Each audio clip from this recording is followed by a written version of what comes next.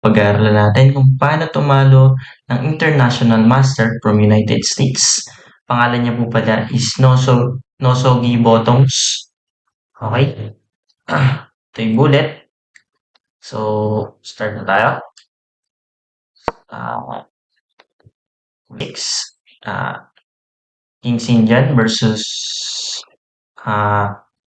English knight to c3, pawn to g6 to develop our dark bishop, then push pawn to d4, develop the dark bishop, pawn to e5, challenging the center, and kinapture to ng kinapture ni International Master. So, pag nagbubuli tayo guys, pwede tayo mag-explore ng mga gambit, ano. So, kinapture niya, knight to g4, so threat natin tong pawn sa e5, then knight to f3, dumepensa si International Master, then knight to c6 tayo, dagdag tayo na atake.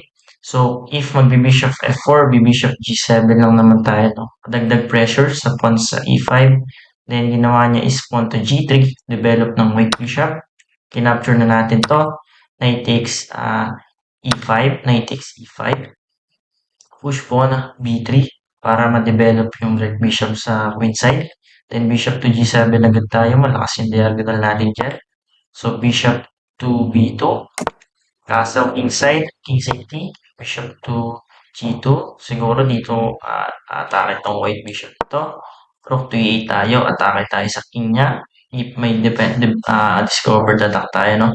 So, umiwas na si International Master, nag-castle siya king side, push pawn d6, so ma-develop natin yung white bishop natin.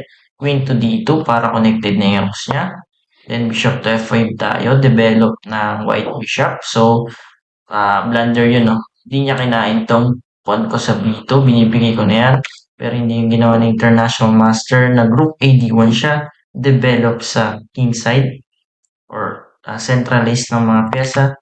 Queen to c8, para may depensa na tayo, may attack rin tayo sa h3. So, ang ginawa ng International Master, nag-rook fe1, so centralized na lahat ng pyesa niya, no? So, ito na lang kailangan niya i-develop para open na lahat, no? Ang ginawa ko, inatake ko yung white bishop niya. If ka-capture si International Master, pabor sa itim yun dahil gaganti yung queen natin sa h3. And then may follow pa tayo ng g4. So nakita yung International Master, nag-atras na lang siya ng bishop. Queen to f5 tayo.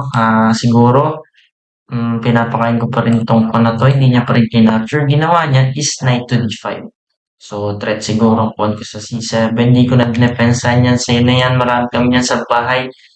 And then, nag-knight g4 ako. So, atake tayo sa f2. Ang ginawa ni International Master, bishop takes g7, blunder.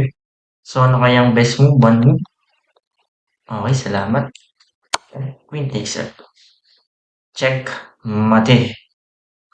Salamat. Like and follow na rin po ng aking page, Digata Lanches. Maraming salamat.